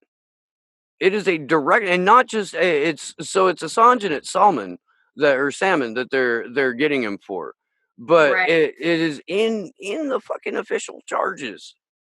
They're claiming that he influenced the outcome of a trial by reporting on it. It's so nonsensical. But the point being here is that, you know, people who do step up and are very vocal advocates for Assange and just for other movements, you will unfortunately pay the price for that. Now, that is not to say that that should deter anybody from doing this work. It shouldn't deter you at all. Keep going. Keep pushing through. There are people who have been able to still get through this and still put out great work. The point being is to get you to stop doing your work and to stop being politically active. Mm-hmm. Yeah, I mean, this just goes back to that original point, and I'm thinking about, you know, the concept of the fourth estate here, where the function of the press is actually supposed to reveal, you know, the press is supposed to be revealing exactly what is the corruption that's going on behind the scenes. And the fact of the matter is that right now, that's not happening. I mean, if anything, the press, certainly the corporate press, is covering things up for the corporate government elite. But even the independent media, I mean, it's you know, it's a sketchy world. If you really start to be hard hitting, you know, things may happen to you. I was thinking about other stories while I was doing research. Gary Webb, of course, who exposed the CIA selling cocaine during the whole Iran-Contra thing. What happened to Michael Hastings when his car mysteriously explodes while he's driving down the street. I mean, we see these examples and people know that they're, I mean, it's had and is having a really it's an oppressive atmosphere in journalism right now, where people are afraid to speak the truth, and they're certainly afraid to really go after the corruption that's happening. Because if you start exposing individuals that are well connected, you know, yeah, I think we all know, you know, the price is going to get paid. And that's where they're hanging Julian out to dry. I mean, it's almost just hearing what you guys were saying about keeping him in jail for as long as possible. It's not even about, they don't even want to take it to trial and let people there doesn't need to be a conclusion to this. You know, as long as he's in prison and being tortured, like you're talking about, Taylor, he stands as an example to all other journalists everywhere that if you speak up and you expose what we're doing, then this is what's going to happen to you. So, I mean, just and there's you know, if he lands on U.S. soil and gets a day in court, then we'll all be able to read these transcripts and we'll all be able to have access to this information. That is not how that works. The Eastern District of Virginia, where he would be tried, is it's called espionage court. We know exactly what the hearing will look like because we've talked to John Kiriakou, who went through it himself. Wow. When he was being stitched up under the Espionage Act by the Obama administration for revealing the U.S. torture program. So what happens when you go to espionage court is it is entirely sealed, entirely closed off to press, to public gallery. The only people that are in this courtroom are the judge, the jury, you, your lawyer, and the prosecution. And that's fucking it. None of the details from your hearing emerge unless the judge specifically comments on one thing or another. This is a national security matter. So there's a gag order placed on both the prosecutor and the defense, you know, the defense lawyers. And they can't talk about it. The jury themselves, when they go to deliberate after testimony is given, they're given a heavily redacted transcript where tons of words are edited, changed, because they have national security implications. So they will be reading basically a series of nonsense paragraphs that have nothing to do with what was going on during the actual court proceedings, because they can't use the words that affect national security in the transcript. It is the furthest thing from a fair hearing. It is the furthest thing from the truth will come out when we get our day in court. Mm-hmm. John Kiriaku's lawyer told him, because he went in with the same kind of thing, like, I'm going to get my day in court and it's all going to come out. And then people are going to know that I was, I've been targeted by this government, and that the torture program does in fact exist, and that people have the right to this information. His lawyer told him, you dumbass. This isn't about what's fair or what's equitable or what's right. This is about mitigating damage. Yeah. And also, too, the jury, it's not like you're going to have this impartial jury that you are guaranteed in the Constitution. His jury would be made up of a pool of intelligence agents, former intelligence agents, which really is not even a thing. Once you're CIA, FBI, you are always a part of the club. Of course, unless you're a whistleblower like John Kiriakou or Ray McGovern, it's a little bit different. Or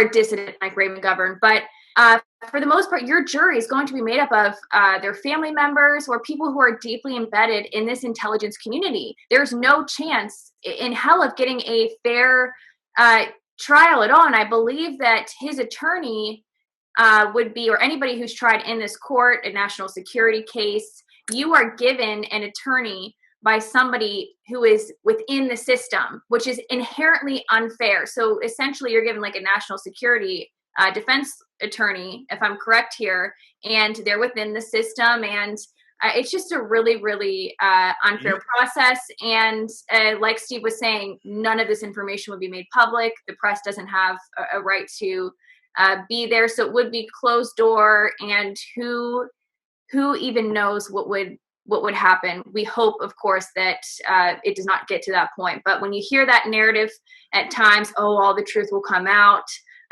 certain groups like to put forth that myth. It is a myth. Fuck those Q idiots.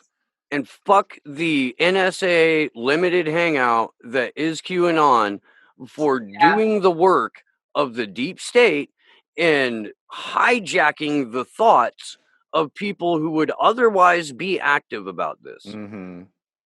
Because that's where that narrative comes from. Everything's going to be okay when he gets here. Daddy Donald Trump is really protecting Julian Assange. Yeah. And he's he's going to be the one who exposes the cabal. Donald Trump is the fucking cabal. Bill Barr is the fucking cabal. It infuriates me. Well, when it comes to the political theater, I mean, I think that people like us were actually making a dent enough to frighten these guys that they, manufacture a Donald Trump story and a QAnon story to suck those people who, who were really listening to what, we were talking about, but suck them back into the left-right paradigm and pretend like, just back Trump. I mean, I've seen it happen so many times, actually, this co-option of different political movements. And it's sad that people fall for it every time because the left-right paradigm just gives them that excuse. It's so easy to root for, your team and hate the other team. It's just part of a primal human nature. And they exploit this to make sure that we don't all get on the same page ever, My team has a post-partisan mindset and snacks. Yeah. You should be on my team for the snacks alone, but for the post-game party. Yeah. Yeah, I mean, that's a big problem that we have in the U.S., and I think this is something that's very unique to the United States, is that we create a whole identity when it comes to supporting certain candidates, which is something that I have learned, which I find very interesting, is really not normal in other countries. We uplift politicians as rock stars. We focus on their differences rather than their similarities, and they're more similar than they are different, in my opinion. And also, too, I mean, elections are, to be honest, are extremely low. I think, Steve, you're with me on this. Extremely low on my list of concerns, because ultimately nothing is going to change. In the Snowden documents, in their own documents, they say, we do not care who wins this election, because ultimately, whether it's someone that's ideologically on the left or ideologically on the right, whomever it is, we will ultimately, being the intelligence community, we will ultimately maintain total power and total control, and our, at least, relationship in foreign policy, our relationship with other countries and our foreign policy is not going to change. So I see elections as something very low on my list of concerns, and not one single person elected into office can really create any meaningful change, unfortunately. If you have a machine that has a design flaw in it that makes the machine kill you, if the machine is designed to kill you, and your solution to fixing this machine is that every 2 to 4 years you're going to slap a couple of shiny new parts on it, all you're doing is prolonging the life of a machine designed to kill you. Right. And none of these candidates, none of these elected officials are ever going to stray from their allegiance to the national security state. So until we, rank and file, regular human beings, decide we have to build a new machine, we're fine. Right. Well, I remember Yeah, go ahead. Go ahead. I was just Well, gonna say Taylor's right. It really hit home for me. I think Obama at one point actually sincerely probably wanted to close down Guantanamo, and they just told him no, and at that point I was like, well, it's the president has to ask these guys, will you do this for me? And they said, no, we're not going to do that. And I've just seen it. Just recently, right? Donald Trump comes out and says, hey, why aren't we looking into this hydroxychloroquine thing for coronavirus? It seems to be working in all these other countries. Why can't we try it here?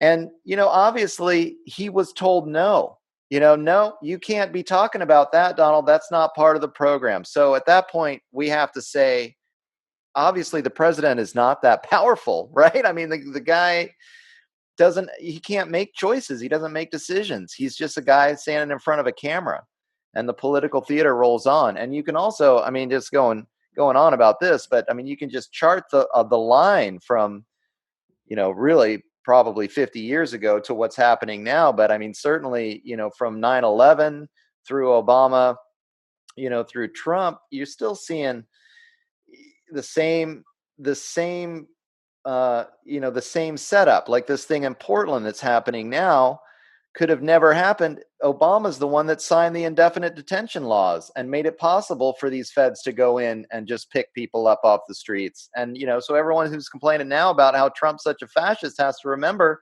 where were you back when Obama signed this law? And we were the ones that were saying, hey, this is serious. The federal government shouldn't be allowed to be able to do this. But it's just insane. I know it's driving me nuts. We are getting a little bit late here. 2 hours is a pretty long conversation to have. I wanted to just do a couple of kind of finishing questions. One is, what is WikiLeaks up to now? I remember like the Vault 7 release happened maybe a few years ago now. That was probably before they had taken, Assange was still probably in charge. Do you think WikiLeaks, is it still going strong? It is. We know it is. They in 2019 they published Fish Rot, which exposed massive corruption in Namibia that was influenced by U.S. corporations. They published all of the internal emails from a couple of the OPCW whistleblowers. Here's how this, if someone has information and they are ready to blow the whistle on a company or a government, then they can securely submit that to WikiLeaks. WikiLeaks will vet it and they will publish. Because of the intense character assassination campaign, it seems like people are less willing to go through WikiLeaks, which is a shame because they've gone to The Intercept or they've gone to like mainstream media outlets, and the whistleblowers who have come forward to The Intercept or to, in David McBride's case, the Australian Broadcasting Company, have been outed. And not only are they facing charges or in jail, but at least in Australia's case, the journalist who published David McBride's information about Australia's participation in war crimes in Afghanistan, that journalist may be facing charges. In the case of The Intercept, they're allowed to continue to operate, but as of right now, the one person who has served the longest sentence under the Espionage Act to date, Reality Winner, still incarcerated. It's been over 1,100 days. She just tested positive for the COVID after being recently denied compassionate release by a judge there in Texas. It is, yeah, I mean, it's grim, but WikiLeaks is still a functioning publishing outlet. And if there are whistleblowers who are listening right now, you can safely take your information and get it to WikiLeaks. And if it is valid information and passes the vetting, the extensive vetting that WikiLeaks puts it through, then it will be published. Yeah, actually, while I was in London covering the hearings, I actually met and interviewed Kristen Hrafnsson, who is the editor-in-chief of WikiLeaks. I believe he's, I guess you could say he's taking on Assange's role now that Assange is no longer able to fully participate in WikiLeaks, of course. And I think one of the questions that came up was, what is WikiLeaks going to be up to in the future? And yeah, it still will be running and still publishing material. And we saw recently too, of course, the OPCW leaks, very powerful leak that came out. It just takes a little bit longer, I think, of course, with publishing for WikiLeaks, because there's a lot of material to go through and there's a vetting process to ensure that the documents are, of course, authentic. But then in return, you can rely on this organization because it has a 100% accuracy rate in publishing. Never had to retract a statement once. I don't think any other news organization has that record or can say that.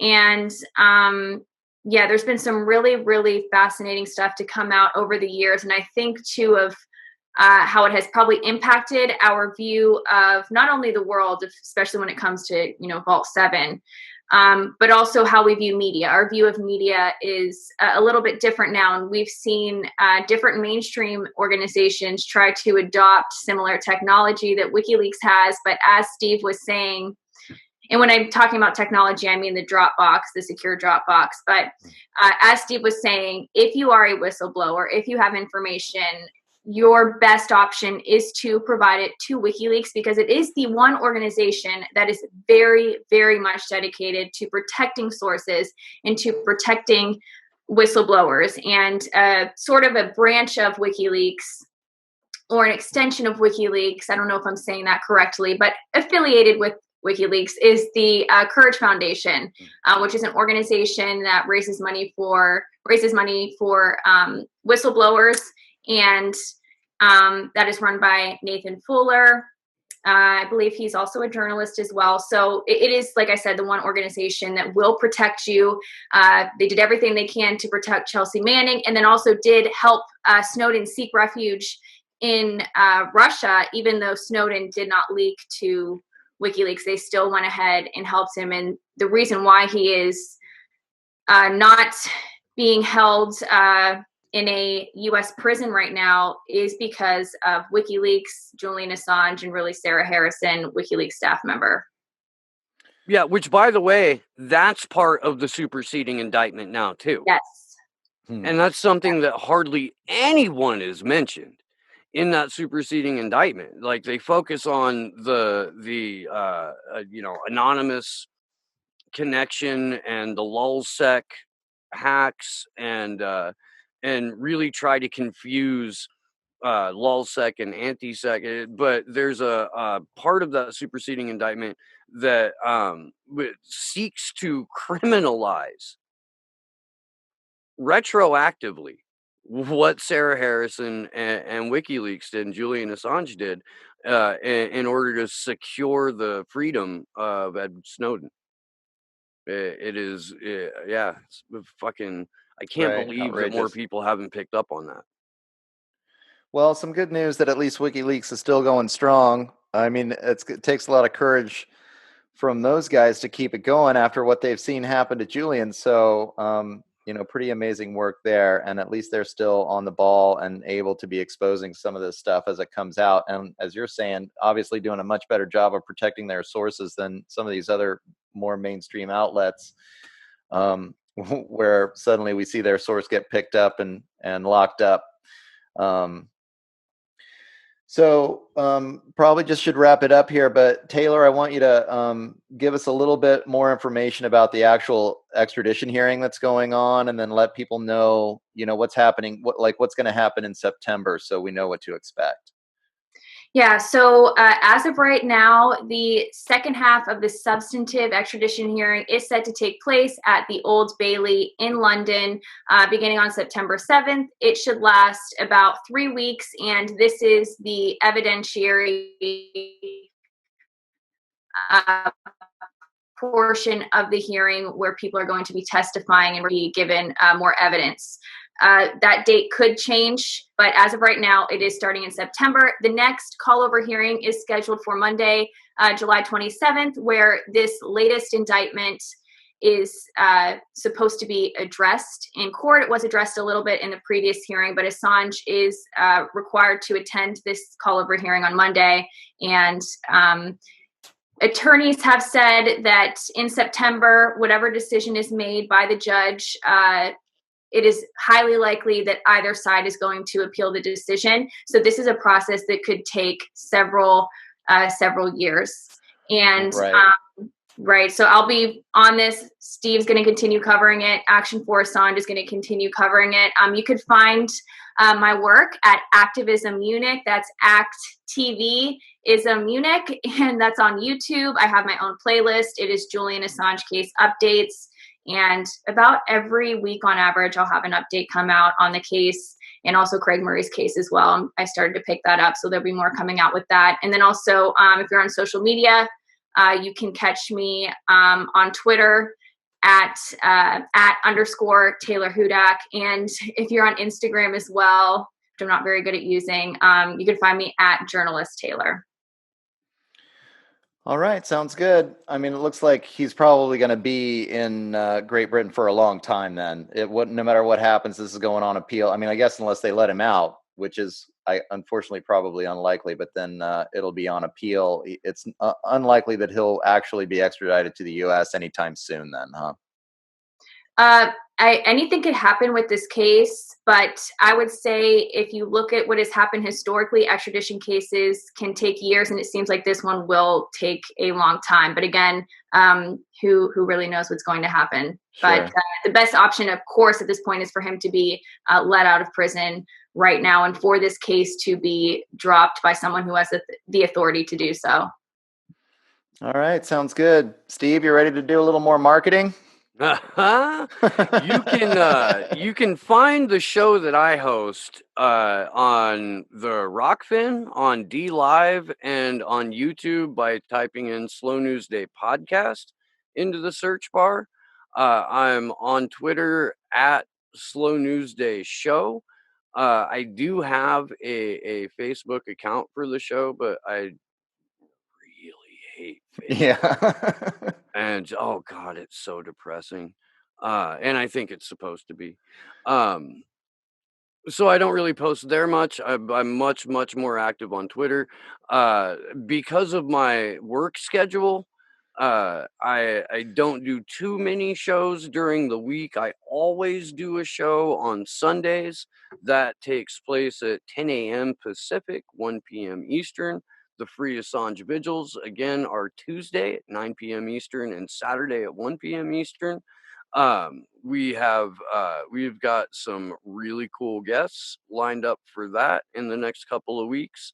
Stefania Maruzzi, the incredible Italian journalist, will be on. David Robics, who is just a wonderful musician, will be on Tuesday. And again, I'm trying to set up a show that's all VIPS members, Veteran Intelligence Professionals for Oh, Sanity I'll be looking members. forward to that one. Yeah. So they're trying to get Ray and Benny and John Kiriakou all on at the same time. Awesome. Maybe, and I'd like to put Danny Shorson on that panel too, just because he's such an incredible and valid voice in the anti-war movement. Yeah, I think that's about it. Please, if you can donate to the GoFundMe, please do that. If you can't, I totally get it. There's 50 million people unemployed. There's very little relief for these people who have lost their jobs due to, well, I guess a virus, but more through government machinations. But share the link. That helps. Getting the link out there really helps. So please do that. All of the super chats that come into Slow News Day are getting rolled over into the GoFundMe. So there's another way to support there. Although I would recommend donating directly to the GoFundMe because YouTube takes like 40% of the super chats. So it's kind of a brutal payment method. But yeah, I'll be interviewing Chad Wilson, former Green Party presidential candidate, this evening. I've been doing, I guess, I kind of stumbled into the fact that the Green Party is totally rigged their primary and that they're sort of falling apart from the inside. So I had Ian Schlackman on, I had Dario Hunter on, Chad Wilson will be on tonight. And look, man, I'm going to expose corruption wherever I see it. And if you didn't want me talking about it on my show, you shouldn't have done this corrupt shit. Yeah, right on. And I'll let people know that I have been your host. My name is Doug McKenty. You can check out my weekly interview podcast at The Shift with Doug McKenty on YouTube. I'm also on Facebook or any of your podcast hosting sites. And you can check out my website at www.theshiftnow.com. I appreciate everybody for listening. This has been the 11th Roundtable, produced by Transparent Media Truth. I've been happy to host, and I want to thank Steve Poikonen and Taylor Hudak for being our guests on this show. Thanks so much for your work, and thanks a lot for informing our audience about what's been going on with Julian Assange. Thank you. Yeah, this has been fun. Yeah. Thank you. You bet. You guys have a great day. Hey, everybody, and thanks for listening to the 11th Roundtable discussion. What a great show. I love having the deeper conversations that we can have with a long-form interview program like this and the roundtable discussions. Just give everybody such an opportunity to kind of get what they're thinking off their chest and have more of an informal conversation about what's going on. It was fun because these two guys had worked together before, and they were really comfortable around each other. So I thought that the conversation had a lot of great flow, went really well. I hope that you got caught up on the information about Julian Assange like we kind of talked about at the beginning. There's been a media blackout essentially in the United States. So if you live here in the United States like I do, you probably aren't hearing very much about it these days. So it's even more important that people like this Action for Assange network are getting the word out so people at least can hear about what's going on from some independent media sources, And that's what this whole thing is about. Really happy to be able to bring the Assange case to the fore with this episode. press freedom becoming a really big deal. I've done some interviews recently about the cancel culture. We've talked with Zach Voorhees in the past here on the roundtable discussions about what's going on at YouTube and Facebook and Google in general, with how they're able to take certain ideas that don't fit into that clear-cut Overton window that corporate media uses to to characterize what you're allowed to talk about and what you're not allowed to talk about. When you get too far outside of that window, it gets harder and harder to find this information. And I think Julian Assange kind of is going way outside that area of acceptable conversation with what he's been doing at WikiLeaks over the last 10 plus years. So we should all really be paying close attention to this one. And I'm glad we had a chance to hash it out today. Hope you all got caught up to date with what's going on with the case, and I hope you feel informed. It was a great conversation. I had a lot of fun. I just want to make a shout out one more time. You can check out Taylor Hudak's work at AcTVism Munich on YouTube. She has her own playlist, so you can find all of her stuff there. And she's on Twitter @_Taylor Hudak. So if you want to see what she's up to, please check that out. Steve Poikonen is doing the Slow News Day podcast on YouTube, and he's also on Twitter @Slow News Day Show. So you can get involved in conversations with him on Twitter as well. Really doing a great job of getting the word out. So I really want to applaud one more time the work that they're doing. My name is Doug McKenty. You can find out more about my interview podcast, The Shift with Doug McKenty, on Facebook and Twitter. And I am also on the web at theshiftnow.com if you want to see more of my individual one-on-one interviews. They're long form as well, also very informative. So this one goes out to all the independent journalists out there. I know we're all trying to keep close track of what's happening with Julian Assange, and we wish him the best. And thank you all for listening. And think about going to that GoFundMe account. Journalists like Steve want to be able to make their way to Washington, D.C., and we need some support in order to make that happen so that they can represent for Julian Assange in D.C. while the extradition hearing goes on. So thanks again, everyone, for listening, and we'll be looking forward to seeing you next week for the next roundtable. All right, take care.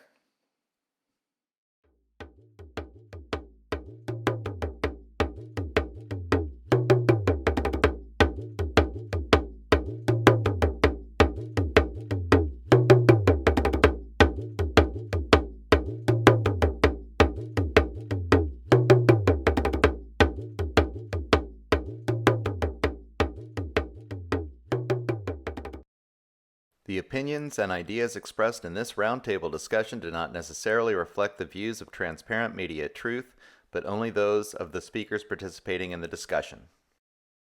Under the copyright disclaimer within Section 107 of the Copyright Act of 1976, allowances are made for fair use of public content for purposes such as criticism, comment, news reporting, teaching, scholarship, and research.